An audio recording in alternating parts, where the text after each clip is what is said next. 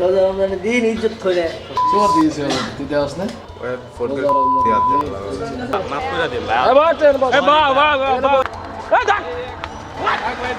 একটি ঘটনা যা শুনে চমকে যাবেন আপনিও। পবিত্র মাহে রমজানে প্রকাশ্য দিবালোকে প্রেমের নামে চলছে অশ্লীলতা।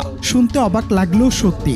ভোলা জেলা পরিষদ পুকুর পাড়ে যখন এক তরুণী প্রকাশ্যে অশ্লীলতায় মত্ত, ঠিক তখনই ক্যামেরার ফ্ল্যাশ লাইটে বদলে গেল তাদের প্রেমের চিরচেনা সমীকরণ।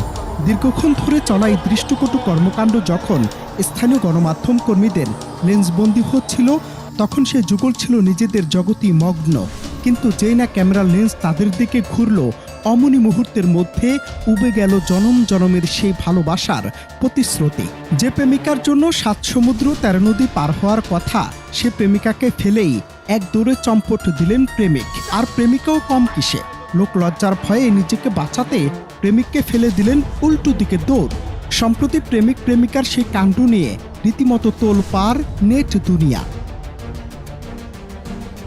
ভোলার প্রেস ক্লাব সংলগ্ন এই গুরুত্বপূর্ণ স্থানে ঘটে যাওয়া এই পালানোর দৃশ্য এখন সামাজিক যোগাযোগ মাধ্যমে রীতিমতো হাস্যরসের খোরাক জোগালেও এর নেপথ্যে লুকিয়ে আছে এক চরম সামাজিক অবক্ষয়।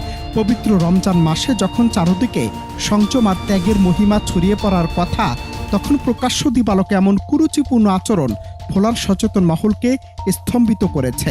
ভাইরাল হওয়া সে ভিডিওতে দেখা যায় ক্যামেরার সামনে আসা মাত্রই তাদের সেই তথাকথিত প্রেমের বাঁধন তাসের ঘরের মতো ভেঙে পড়ল। একে অপরকে বিপদে ফেলে পলায়নের এই দৃশ্য যেন আধুনিক সস্তা প্রেমের এক নগ্ন প্রতিচ্ছবি হয়ে দাঁড়িয়েছে।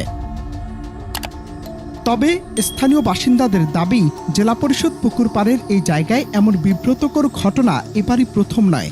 এর আগেও বহুবার এখানে অসামাজিক কার্যকলাপের অভিযোগ উঠেছে, কিন্তু কার্যকর কোনো নজরদারি বা প্রশাসনের শক্ত পদক্ষেপ না থাকায় এটি এখন অনিরাপদ জোনে পরিণত হয়েছে। গুরুত্বপূর্ণ এই জনাকীর্ণ এলাকায় সিসিটিভি ক্যামেরা বা নিয়মিত টহলের অভাবই বকাটে কুরুচিপূর্ণ যুগলদের সাহস বাড়িয়ে দিচ্ছে বলে মনে করছেন অনেকে। এই ধরনের কাজগুলো আমাদের সমাজের জন্য নৈতিক অবক্ষয়ের কারণ হয়ে দাঁড়ায়।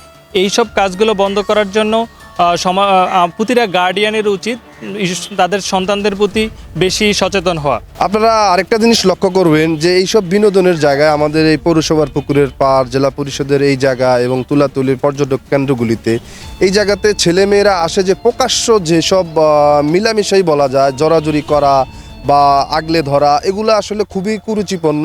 দেখা গেছে আমরা সন্তান নিয়ে, আমাদের ফ্যামিলি নিয়ে যারা আসছি তারাও বিব্রতকর পরিস্থিতির শিকার হচ্ছি।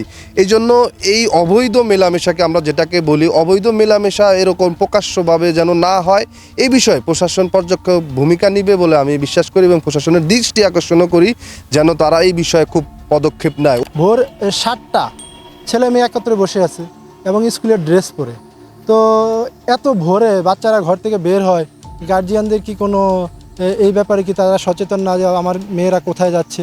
তো এটা একটা সামাজিক অবক্ষয়। আমরা বউ বাচ্চা নিয়ে, আমাদের ছেলে সন্তান নিয়ে যদি বের হই, তারা যদি এই অবস্থায় দেখে, তাহলে আমাদের আসলে একদম মাথা হেট হয়ে যাওয়ার মতো। তো আমরা এটা প্রশাসনের দৃষ্টি আকর্ষণ করি। গার্জিয়ানরা দেখা উচিত যে তাদের ছেলেমেয়েরা কোথায় যাচ্ছে, স্কুলে কি আদৌ যাচ্ছে নাকি এই ধরনের অকারেন্স করে বেড়াচ্ছে, তাদের এগুলা নজরে রাখা উচিত। সামাজিক মাধ্যমে ভাইরাল এই ভিডিওটি আমাদের সমাজের নৈতিক স্খলনের এক অশনি সংকেত দিয়ে গেল। সচেতন মহলের দাবি, কেবল নিন্দা জানিয়ে ক্ষান্ত থাকলে চলবে না, বরং সামাজিক মূল্যবোধ রক্ষায় প্রশাসন ও পৌর কর্তৃপক্ষকে এখনই জিরো টলারেন্স নীতি গ্রহণ করতে হবে। ধর্মীয় সামাজিক অনুশাসন বজায় রাখতে এই পর্যটন স্পটগুলোকে সিসিটিভি ক্যামেরার আওতায় আনা এবং নিয়মিত অভিযান পরিচালনা করা এখন সময়ের দাবি। Ananta Hasan Masud, Bangla TV news desk.